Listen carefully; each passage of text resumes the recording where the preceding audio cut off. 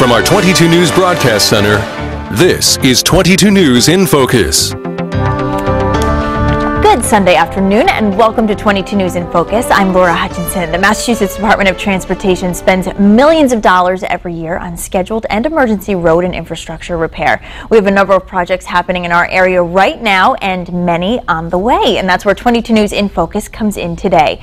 Today we'll talk to MassDOT about what we can expect from our different projects, how they're going to impact our lives, and what projects are already in the works. We'll also talk about issues involving the RMV. Then later, we have a state lawmaker with us to both continue the conversation about transportation, but also talk to us about other legislation that impacts us right here in Western Massachusetts. But first, we begin today with the Secretary of the Massachusetts Department of Transportation. We have Stephanie Pollack with us today. Thank you so much for being here, Secretary. Thanks for having me. Nice to have you on here. I know that you were appointed earlier this year. So talk to me about how you're enjoying this position, first of all. It's a great job. It's a challenging job. We're a big state, and there's a lot of roads and hundreds of bridges, and I've got the MBTA and the Registry of Motor Vehicles, so it's a real challenge, and that's what I'm looking forward to. The thing about transportation that attracted me to the field is it affects everybody's life every day. You know, if your travel plans, if your commute is good, you have a good day, and if things don't go well, you have a bad day. Yeah. What was it like walking into this position? Because,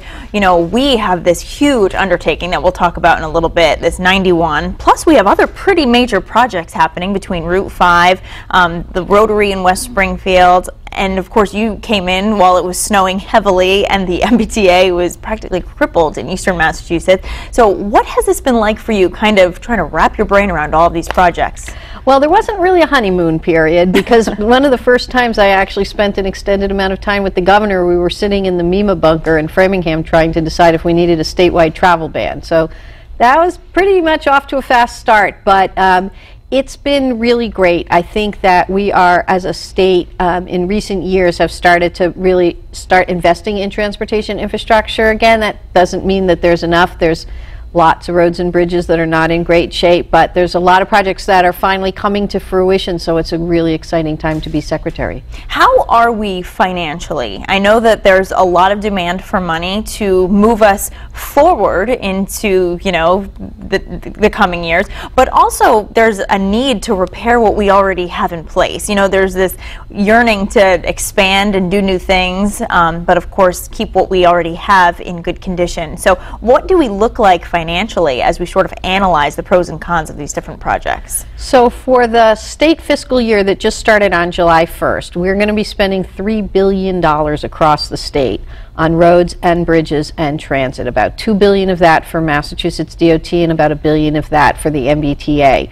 So while you can always, you know, have more money or spend more money, that's a really robust capital program. It's actually more money than the state was spending at the height of the Big Dig and more evenly distributed across the state. So what we have to do is take the resources we have and make sure we're using them well, and that our projects are on time and on budget, and that we're getting the quality that we need from our contractors. Okay, speaking about on time, budget, and quality, this 91 project that we have happening in our area is huge for us. It's our major artery, the way people get from point A to point B. It's also been needed for a really long time. It's basically crumbling. You are out here not only to visit our studio, but also you had the chance to go drive 91. I know that you've seen it already.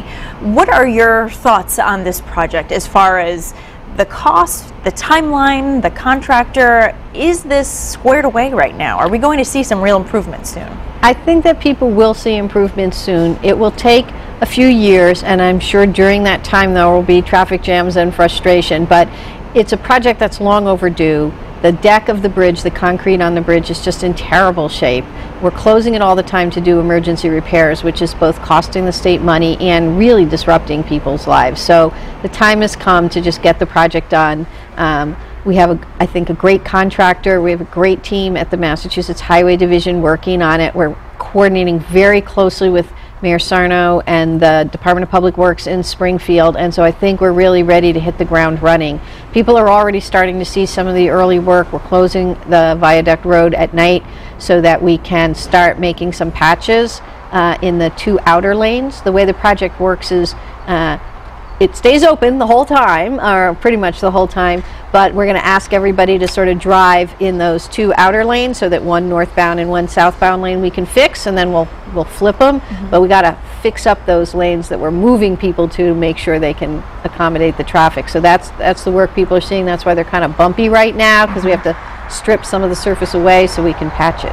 Okay, I know that we wanted to see this done as soon as possible. We've heard the year 2018. There is a lot of pressure to get this done. I'm sure you've heard that MGM has delayed their own start time because of this project.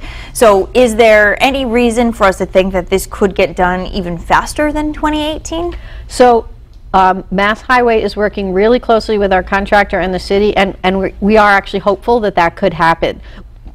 We've structured the contract so that our contractor actually gets paid every day they get done early, up to 6 months early. So they have a lot of financial incentive to get it done either earlier in 2018, maybe even late 2017. So we don't have an exact schedule, but the goal is really to do it as quickly as we can, as long as we're doing it in a way that is obviously safe and gets the work done so that it's in good shape. Okay, and I do want to talk about, if possible, where the cars are going to go. So obviously there are hundreds of cars that travel this stretch all of the time. I know that MassDOT was putting boxes down to sort of monitor the traffic in the outer, skirts area, all the side roads.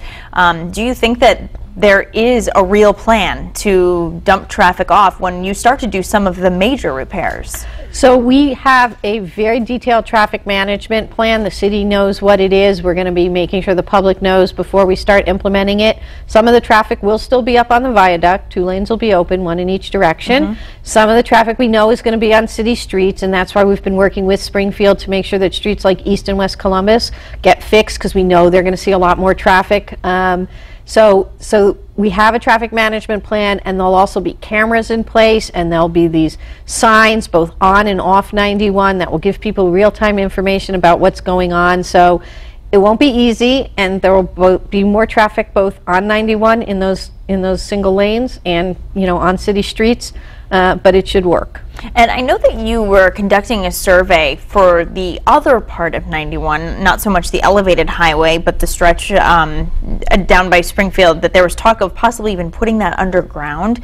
Is that still something that's being considered? I would imagine that that's not phase 1, at least. But is that still something that the state is considering? Well, I think maybe because of the big dig in Boston and the idea that if you have a big, ugly, elevated road that's separating a waterfront from a city, there could be some real benefits. There are people in Springfield who have sort of asked the question, well, couldn't we do it here too? Couldn't we take down the elevated part and either put it in a tunnel or put it right at surface so that there's a better connection between the city and that beautiful riverfront? So we actually have a study going. It'll take about a year. It's not going to make a decision, but it will lay out the pros and cons of keeping the viaduct, of putting it at ground, or even at looking at a tunnel, so that we at least can start to have a conversation. But it's a much longer term idea. For now, that viaduct is going to be around for a while, and we need to make sure it's safe. Okay, and you were talking about having a pretty robust budget for road projects this year. How much of that is for 91, or was 91's already allotted before this? And are we okay to get this project done with the money that we have secured? Absolutely, we do. One of the things that held up this project, because it's not like people in this area haven't known for years that we needed to reconstruct it, is the way money is allotted. And a lot of federal money is allotted through regional entities called metropolitan planning organizations, and the one that serves Springfield and the Pioneer Valley just didn't have enough money in their budget in the amount of money they had to work with to deal with a project of this magnitude. And so we had to sort of reorganize how the state sort of taking this project on and saying it's not going to come from the allocation for the Pioneer Valley, it has to come from a separate allocation.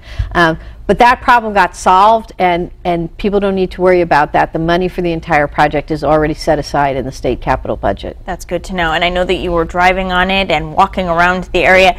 Do you think that right now 91 is safe to be on? It has been crumbling underneath where the parking garage is. You know that it is so bumpy in that right lane heading toward Connecticut state line. Do you think that the highway is safe right now and that we are okay while this construction is going on? We inspect our bridges and our roads all the time. We don't want people driving on roads and on bridges that aren't safe. So yes, I think it's safe. I think it's uncomfortable and inconvenient, and it's never good to have pieces of concrete falling off of our roads in Massachusetts, and that's why we have to do this project, but we wouldn't let people drive on it if it weren't safe. Well, that's good to hear. We do have a lot more to talk about. I do want to talk a little bit about our RMV system and some improvements that are going to be made, as well as other road projects that are happening in Western Mass as well. But we'll take a short break and we'll continue with that, talk about other issues impacting our area. After this, stay with us. You're watching 22 News in Focus.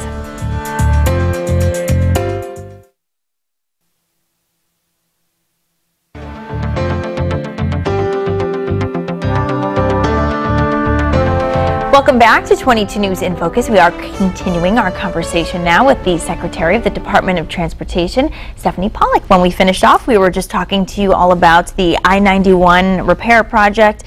We covered a lot of ground there. It sounds like we're moving in the right direction. There is a lot of work to be done, but from your standpoint, it sounds like everything's going great right now. Yep, the project is underway, and so the farther along we get, the more likely we are to be able to make sure that it comes in on time and that, you know, everybody gets the road that they deserve. Yep. Well, one thing we always say about 91 when we look at it is it looks like a quilt just because of all the patchwork. Another one of our roads that's being worked on right now is Route 5. That's another one that's been shut down and then reopened and shut down as repairs are being made. That's another one that some drivers have been concerned about as they're on. So talk to us about that project right now, where we are and if that is going to be complete.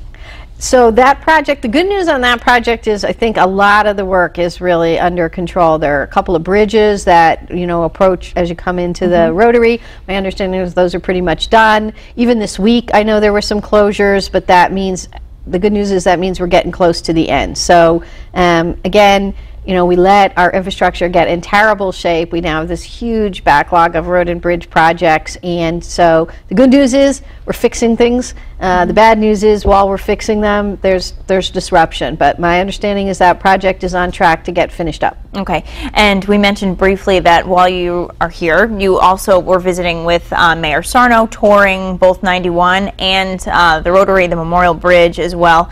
What have you observed now that you're sort of looking at this, you know, as the secretary, you're in this new position, at least as you're taking a look at these projects, what are you discovering, and is there anything that you were surprised by taking this tour?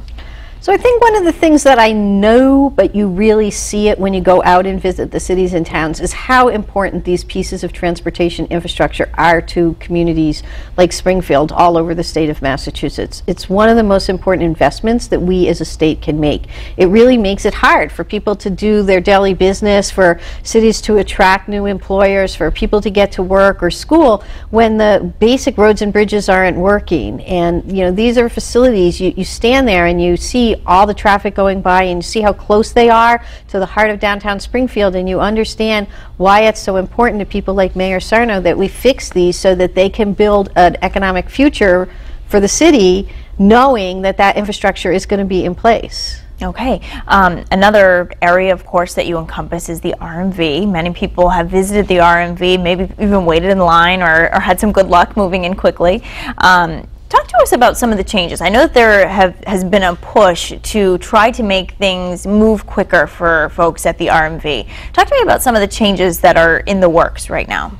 So there's two things we're trying to do with the Registry of Motor Vehicles. One is we're trying to give people more ways not to ever come in. My personal theory is people's favorite trip to the registry is one they don't have to make at all. Right. So there's a lot of transactions people can do online now. If you're a AAA member, you can actually go to many of the AAA offices and deal with a lot of the basic transactions, and some of them are even open on Saturday, which the registry isn't. So our first goal is, if you don't need to be at the registry, let's give you the ability to take care of your transaction without ever setting foot in it. And that's great even for the people who do need to come in, because that helps with our second goal, which is once you're at the registry, we want to make sure that you get good customer service, that you're treated respectfully, and that we get you in and out as fast as we can.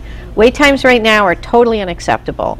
and it's going to take some time to get them down, but we're working hard on it. And even while we're working on it, we can still do a good job of making sure that we're treating customers appropriately and respectfully, that we're giving them accurate information about how long their wait is going to be, that we're helping them get all the paperwork done while they're waiting, so that when you get to that window at long last, you know, you can do your business and get out of there. And what about the possibility of a new RMV branch coming to our area? I know that there was talk of putting one in Springfield to alleviate some of the load that's happening at the Springfield RMV currently. Is there still talk of having one, and are we any closer to that? So, you know, the Springfield Registry branch is not in great physical condition, and it's not a great place either for our customers or our workers. So a couple of years ago, the registry actually tried to work with, they put out a request for proposals, they identified a developer who's going to build a new registry branch. Unfortunately, that really did not happen. Despite the best efforts of the registry, despite Mayor Sarna's efforts. So at this point, it looks like we're going to have to go back to the drawing board. We're going to make some short-term upgrades to the Springfield branch just so that it's a little bit more customer and employee friendly, and we're going to go back out and try to find a better location where we have more room so that we can get people through the lines faster, where there's more parking for people. So we're just starting that process, so it's going to take a while. So I guess the bad news is that the last effort to address this problem ended up not working out. The good news is we're going to pick up where our predecessors left off and see if we can get on the road to a new branch for Springfield. So was it a problem with the location, or it was going to be located in a building that a developer was going to do, and it turned out that the developer just was not capable of delivering what was promised, and so we had to break off that deal after working on it for a long time. So a lot of time unfortunately got wasted, and now we have to kind of go back to square one. Okay, and as far as making changes here while we wait for, you know, if that is going to happen, any changes to, you know, staffing levels or anything like that, just for any noticeable changes out here? I know that there have been some security guards at some branches sort of pointing you in the right direction. That's been very helpful.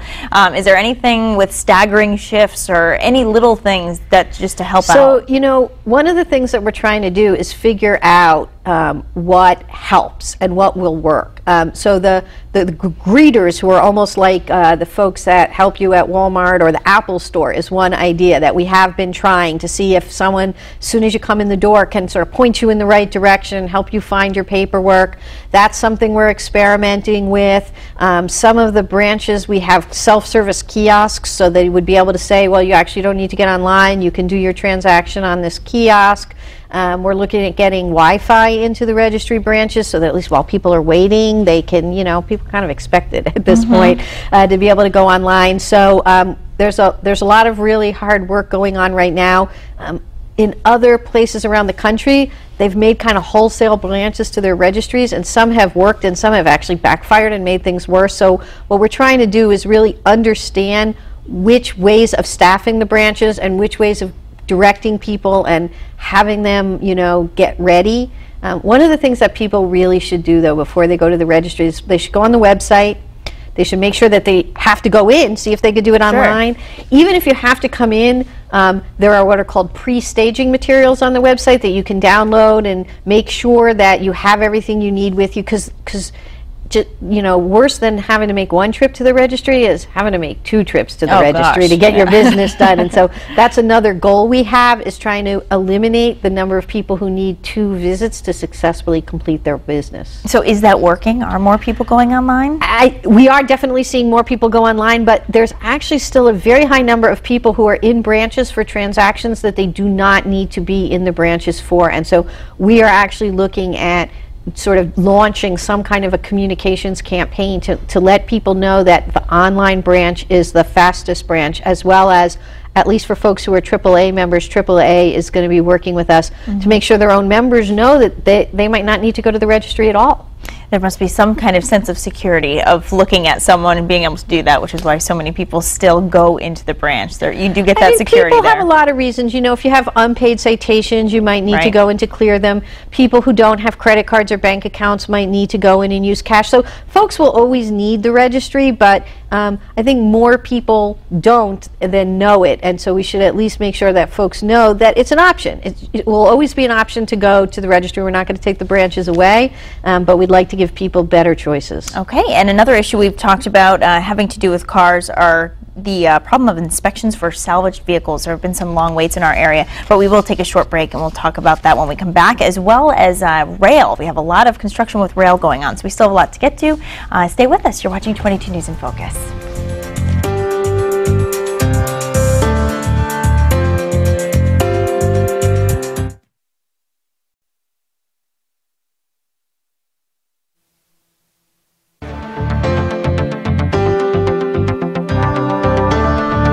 You're watching 22 News in Focus. Today we're talking about transportation and infrastructure projects and other issues facing the state's Department of Transportation with the Secretary of MassDOT, Stephanie Pollack. Again, thank you so much for being here.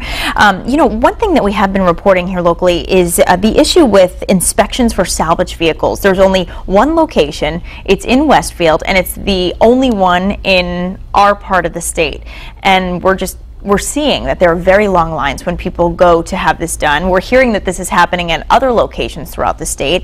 If this is a problem, is this something that you're aware of, and is it being addressed? It is something I'm aware of. The problem seems to be that the salvage inspections involve state troopers with the Massachusetts State Police. And so when we came in, it turned out that the police were not staffing that function, and so the lines had gotten to the point of being ridiculous. And we've had great cooperation from the state police. They've now assigned additional troopers to that.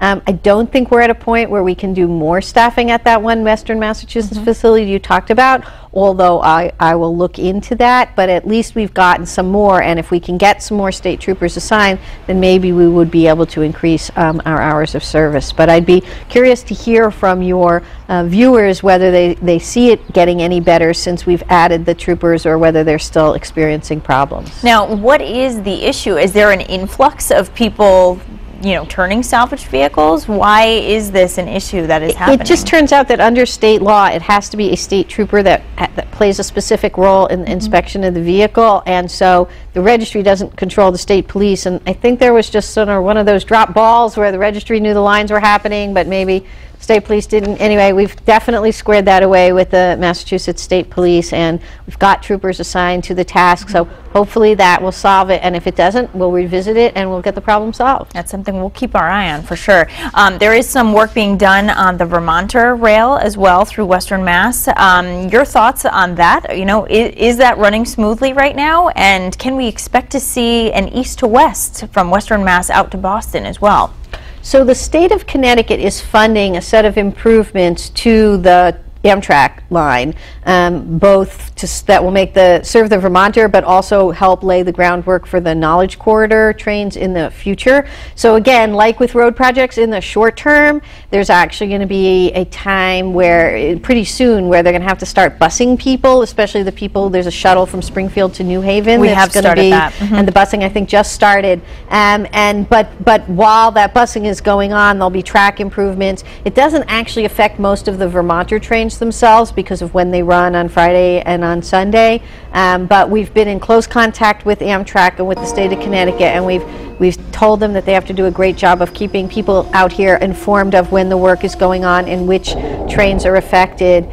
In the longer term, you know, the question of east-west rail is a difficult one. We're going to be doing some short and long-range capital planning at the Massachusetts Department of Transportation, and one of the issues is going to be how we make sure that we have a good freight rail network in Massachusetts, and what we want to do about passenger rail outside of the MBTA area. Obviously, inside the MBTA area, people have a lot of options. The question of whether it could be cost effective to provide more passenger rail service outside the T area, particularly east-west, as opposed to the Knowledge Corridor, which is north-south, I think needs a little bit more study before we know the answer, but it's definitely something we should be looking at. Is that a project that you think that you would support? Well, we would support looking at it. And Amtrak also has a project where they're looking at different alternatives for the Northeast Corridor, one of which would include running the Northeast Corridor trains instead of from Boston down the Connecticut coast inland and then down. And so we're hoping that some of the information that Amtrak collects as part of that effort will help us better understand what the potential for east-west travel is. Okay, and just as we wrap up here, you know, you are well underway into this new position. Just what are you looking forward to accomplishing? Obviously, you've walked into some of these big projects, but before we let you go, I do just kind of want to hear what you're most looking forward to accomplishing, and if there's anything that you haven't started yet that you are looking forward to getting your hands into. So one of the most important things to me is that transportation agencies really see the people we serve as their customers. You know, historically, sometimes they're treated, you know, they're drivers or they're customers, and we're a customer serving agency. The things we do at the Transportation Department affect people's lives every day. So focusing on customers, talking to our customers, understanding what they want and need and delivering that is really important. Another really important partnership for us is with cities and towns, like Springfield.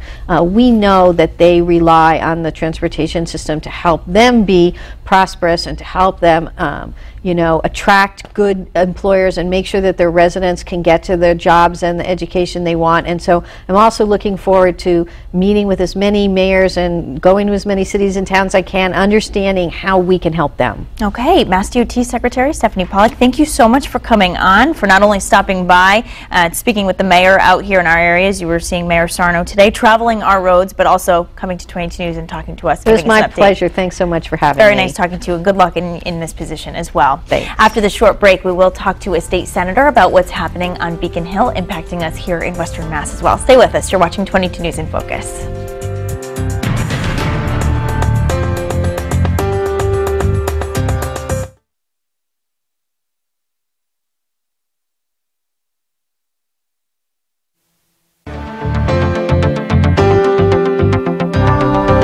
Welcome back to 22 News in Focus. Today we've been talking with the state's Department of Transportation Secretary about transportation, of course, and other plans for agencies in her department. Joining me now to get some insight on how the state legislature is responding to some of the issues that we talked about, we have West Springfield State Senator with us, Jim Welch. Thank you so much for being here. Thanks for having me. Well, I know that we're kind of in this lull, this summer period, when everybody gets to kind of take a deep breath and analyze what we've done and where we're going from here. You were listening to the DOT Secretary talking to us about some of these major projects that's been happening. You know, as you're kind of listening to this, you know, what has this year been like? There's a lot of we're undergoing a lot of different projects. Sure. I mean, in terms of transportation, I think Secretary Pollack really hit on many of the local issues and some of the larger issues that are affecting our district. But in general, in terms of the legislature and state government, I think it's been a year of transition thus far.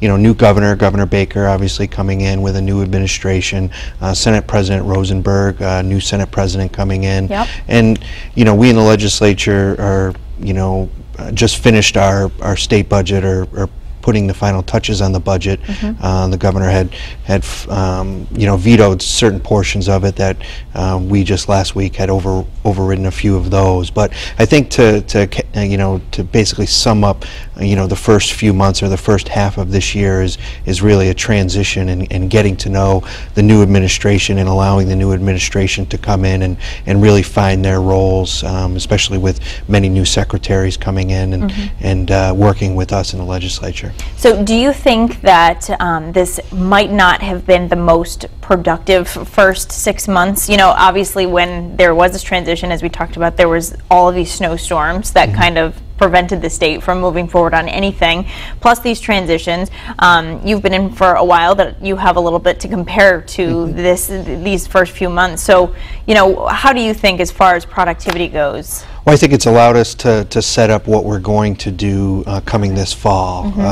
You know, legislatively, I think especially, you know, we in the Senate have focused on, you know, what happens after we get the budget finalized. Are we going to start working on some very important legislative matters? I think we'll start focusing on, especially in the Senate, we'll start focusing on the opioid crisis. And we, you know, passed a very important piece of legislation last session, but I think we're going to add on to that this upcoming fall and into the winter to make sure that we're addressing that and putting the proper resources into place to make sure that we're doing doing everything in Massachusetts to combat that crisis, because it goes to so many different levels. It affects every community. It can potentially affect every family. So we want to make sure that we're doing everything we possibly can to address that situation. So I think that's something that we've been working on. Obviously, getting the budget finalized is not something that's easy, but we've been able to do that, and working with Governor Baker's administration, I think, has been a very positive thing. Obviously, a democratically controlled legislature working with a Republican administration, in many people's eyes, would look as potential friction. But I think our experience in the legislature has been very positive with the administration, and he certainly, in his secretariats and his administration, has had a very positive way of being welcoming to us in terms of suggestions and ideas and trying to move forward. That's really good to hear. That's really nice to hear that things are moving so positively. And I'm glad that you brought up the opioid crisis. I think we should expand on that in a little bit. But just to continue on our conversation about transportation, I know obviously this 91 stretch is in your district, as well as the West Springfield Rotary and Route 5. How much of this has been you, your constituents, pushing for this to happen? You know, it is a great frustration for people in this area. Well, transportation projects are always frustrating, I think, because even as they're being worked on or improved, there's a level of frustration because the work slows traffic down or presents challenges to commuters. But as a public official, the progress to me, is something that I welcome, of course, because it means, infrastructure dollars being spent not only here in Western Massachusetts, but in the district that I represent with Route 5, and many people are familiar with the Rotary project that's going on, the Memorial Bridge Rotary project, and then of course the large project that everybody's talking about, which is the viaduct replacement project, which is a lot of state dollars being invested right here in Springfield. Is it overdue? Absolutely, but it is something that is, starting to commence, and will people be unfortunately challenged in their commutes, going forward for the next couple of years? Yes, they're going to have to try and find different ways to get to and from work or school, depending on what the traffic patterns are. But it is progress that's being made, and it's money and resources that's being brought back from Boston and being spent here in Springfield, in the greater Springfield area. Speaking of money being spent here, of course, we reinstated tolls on our end of the Mass Pike with the guarantee that that money would be spent in our area.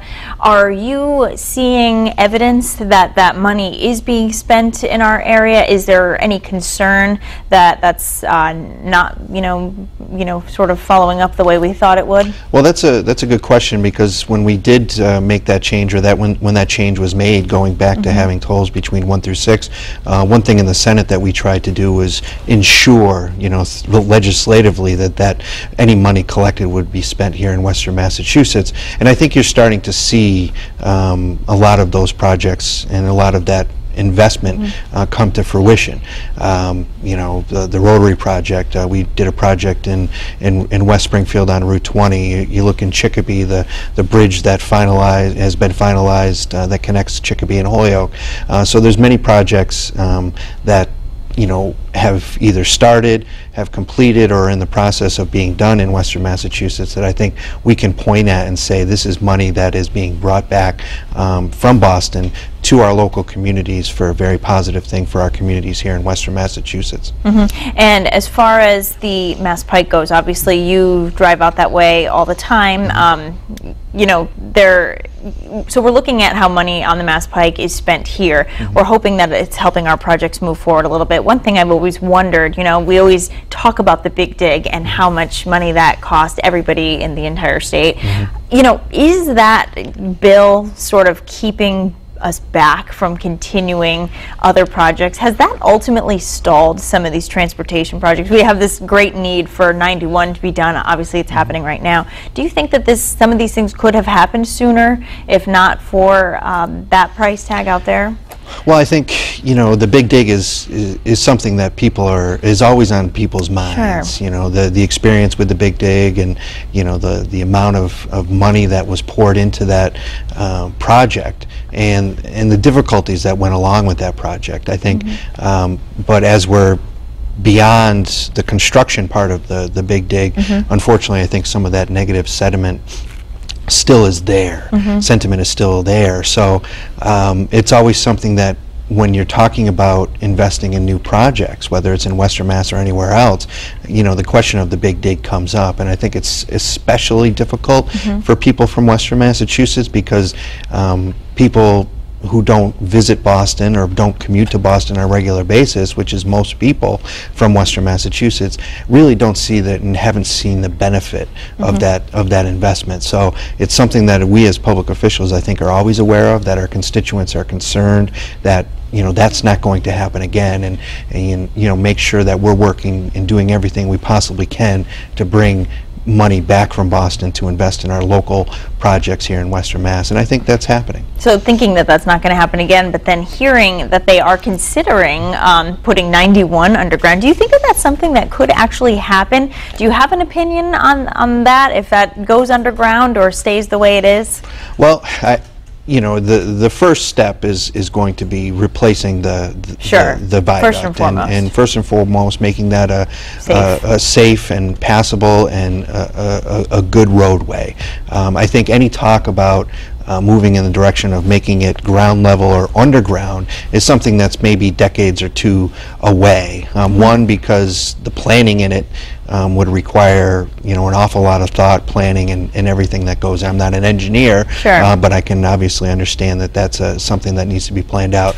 But I think the biggest question when you talk about that project is, how will that be paid for? I don't think the state alone would be able to fund a project of that magnitude. It would require a lot of federal money, just like the Big Dig did. It would require a lot of federal money and a lot of federal input, and I think that that's something that's maybe decades away, a couple decades away, before we can really have that real serious conversation about replacing the viaduct and putting it either at ground level or underground. But there's certainly benefits to it, you know, in terms of connecting downtown to the riverfront, for example, and making it more appealing, I think, to people aesthetically is first and foremost, and making Springfield, you know, someplace that people look at and just want to visit, rather than seeing a interstate highway going right through the center of downtown. And as far as rail expansion goes, we also talked to the Secretary about that. Do you think that that's also something that's decades away? Of course, we have our improvement project happening right now. You know, rail passengers are taking buses as those improvements are being made. Do you think that expanding that is something that's decades away, or do you actually think that that's something that's going to come up soon? Well, we're talking about it quite a bit, and we've been talking about it for several years. Ever since I've been in the legislature, I think one thing that constituents have always told me and talked to me about was, you know, why can't we connect Boston and Springfield, or East and West? And you know, I think for us from Western Massachusetts, we see it as something that's very viable. The question is, can we convince our counterparts in the eastern part of the state that it's something that would benefit them as well, and making sure that, you know, if we take a project like that on, moving forward in the state, that it's something that's going to be something that's going to work, and it's something that's going to be utilized. I personally think that it would be a very positive thing, not only for Western Massachusetts, but for residents of Eastern Massachusetts as well. So it's something I support moving forward with. Do I think it's going to happen in the next 5-10 years? Probably not, but we're having those discussions, and I think, you know, any type of project like that you know, takes planning and takes resources, you have to start somewhere, and I think we're having those discussions right now. You sound like someone who's sat in Boston traffic for a little while coming out from this area. You have to drive back and forth so much. You should certainly have some people walk in your shoes. They could see what that's like. And yeah, as you're saying, it really sounds like it could open up transportation, get people to visit Western Massachusetts. It could improve our economy.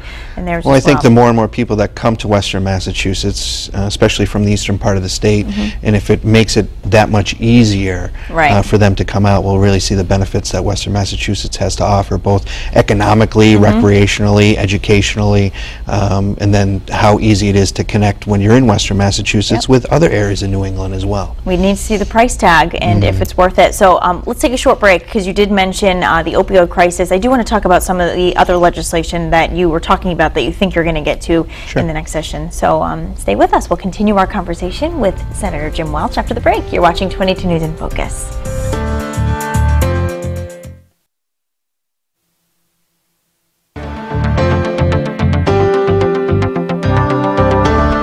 You're watching 22 News in Focus. Today we've been talking about plans within the DOT, including road and rail projects and issues at the Registry of Motor Vehicles. We're continuing our conversation now with West Springfield State Senator Jim Welch. We just talked a lot about the road and infrastructure projects, transportation in our area. One thing that kind of ties into a lot of this, of course, we always talk about the casino construction as well, just because that they've already delayed themselves based on this 91 project. They wanted to push back their opening, and now Connecticut is looking to put in a casino in northern Connecticut specifically to take away. There's this MGM lawsuit that came out this week as well. So there's a lot going on with this. Is there concern from the state that that is going to happen across the state line and it's not going to be an MGM casino, and that is going to sort of take away from what we initially thought was going to be just our market? Well, I mean, that's a good question. Obviously, what happens in Connecticut can only be controlled by the residents and the legislature in Connecticut. But I do think that they are seeing the fact that we're serious in Massachusetts, and the Springfield casino, especially the MGM casino, is a serious threat. And I think that's what we wanted in Massachusetts when we passed the legislation. Was we wanted a company to come in, or companies to come in, that were really seriously going to put together their best proposals to try and get as many people to come to their locations as possible. And I think the reaction from Connecticut, and I can't necessarily blame them for reacting this way, but the reaction from Connecticut shows that I think the proposal in Springfield, the MGM casino in Springfield, is something that they feel as though is going to be something that people are going to want to go to. And that's what we want in Massachusetts. We want a competitive brand here in Massachusetts and in the greater Springfield area to put forth great entertainment, great facilities, great restaurants, great shops that people are going to want to come to. And people from Connecticut, people from Rhode Island, people from Massachusetts, New York, Vermont, New Hampshire, we want them all. That's just the reality, and it's a competitive business. And I think you're seeing that the Connecticut government is reacting in a way to say, this is going to be a facility that people are going to want to go to. It's an ever-changing process. We'll see what happens with this MGM lawsuit that came out this week as well. Of course, one of the slot parlors already opened. Are you already seeing the financial benefits of that? We've heard the financial benefits. Heard about it. Yeah, we've heard that they've had a very positive opening, and in terms of the money coming in, it's relatively new, but it's something that I think we in the legislature understand that is money that it's taxpayers' money that has to be taken in and spent very wisely and put towards programs, I think, that we've outlined very specifically in the casino legislation initially. But at the same time, it is a positive thing to see that the opening of the Plain Ridge Casino, or the Plain Ridge Center, or whatever it's called, has had a positive impact thus far in terms of revenue. So I think it just lays the groundwork for what's to come. That's good. Yeah, it's good that it's having a positive impact, it sounds like. Now, is that something that's included in this budget, or is this something that the state is sort of holding off until all of them are developed, or is this? Well, there's the revenues that come in are in many cases are earmarked, so to speak, for certain programs, whether it's gambling addiction or other type of substance abuse addiction, or any education, all different little pockets that revenue will go to. But it is something that this budget we have built a little bit of that money into this budget, because we are seeing the expectations, or we have seen the expectations. But I think our initial estimates are conservative, because until we actually see it year after year after year after year, it's hard to plan and know exactly how much those revenues are going to be. Probably better to hold off anyway until we actually see what those revenues actually look like. Another thing that happened this week, the conversation about recreational marijuana in Massachusetts, and that actually being a ballot question. Do you see that as a future for Massachusetts? Is that something that would have your support? Well, it definitely has, people's support in terms of organizations that are trying to get the ballot question up and running. And I do feel as though at some point they will be successful in getting that on the ballot, which is, I think, why we in the Senate President Rosenberg has taken the steps to try and, rather than wait to see how it plays out, try and start gathering information transportation. Senator Jason Lewis from Winchester, who chairs our Public Health Committee, is chairing a group of senators and on a fact-finding mission to really understand what would happen and what the process would be if that ballot question gets approved. And polling numbers show that, I think most states and here in Massachusetts as well, if a ballot question was presented to voters, overwhelmingly the ballot question would most likely pass. So I think it's important for us to be prepared about what might happen should that ballot question come out and should it pass, ultimately pass, because the last thing I think you want to do is be reactionary. You want to be a little bit proactive. I think we were caught in a reactionary mode when it came to the medical marijuana ballot question, and I think the layout or the rollout of those dispensaries and the processes and the rules around the rollout of that has been, it's shown to, that we weren't necessarily as prepared as we should have been. That was my next question is, are you concerned about putting the cart before the horse? The whole medical marijuana is sort of still evolving. These dispensaries and, growing facilities are happening right now, but we haven't really quite seen the effects and how it impacts the general population and that sort of thing. Is there any consideration or interest to see how that plays out before a ballot question? Is that one of those arguments that you think will be brought up?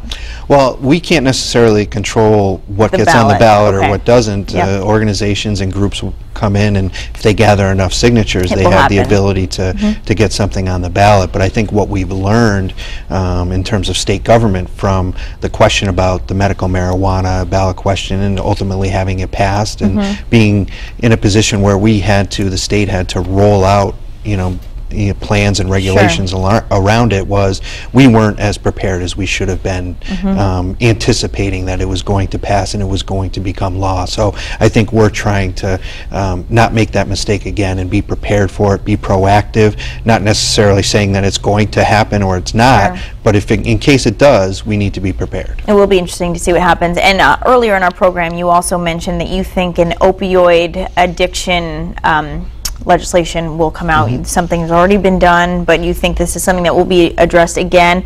The governor had that working task force as well that made recommendations. So what do you think that you're going to specifically be looking at in this next session? I think it's going to be multi-pronged. Adding on to what we've already done, but I think obviously making sure that the resources are available from the state level when I say resources, obviously funding, but at the same time making sure that we have the necessary people in place, whether it's workers or beds, programs, resources in place to make sure that we're living up to what we want to and what we say we're doing. The one thing that we often hear from constituents is when they do have a loved one that is unfortunately in a situation where they are in an addiction, as opioid addiction, that it's very hard for them to be able to find the resources available or find the beds that are available for them to go into rehabilitation.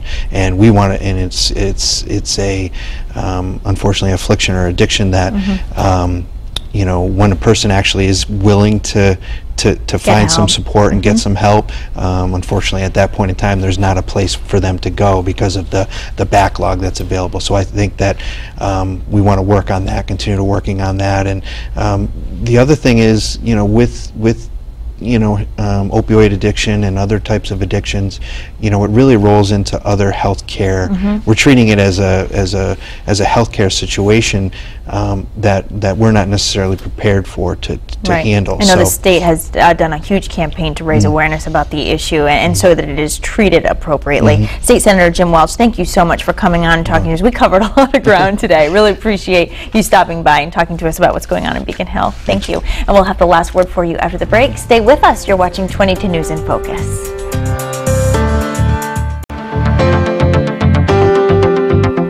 You're watching 22 News in Focus. Today we had the chance to talk to the Secretary of the Mass Department of Transportation and our state senator, Jim Welch, all about road and transportation projects impacting our area as well as other state issues. That is our program for today. We want to thank our guests for joining us. Thanks to you at home for watching. If you've missed any of it, you can watch it in full on our website at wwlp.com. From all of us here at 22 News, we wish you a wonderful Sunday. Take care. See you next week.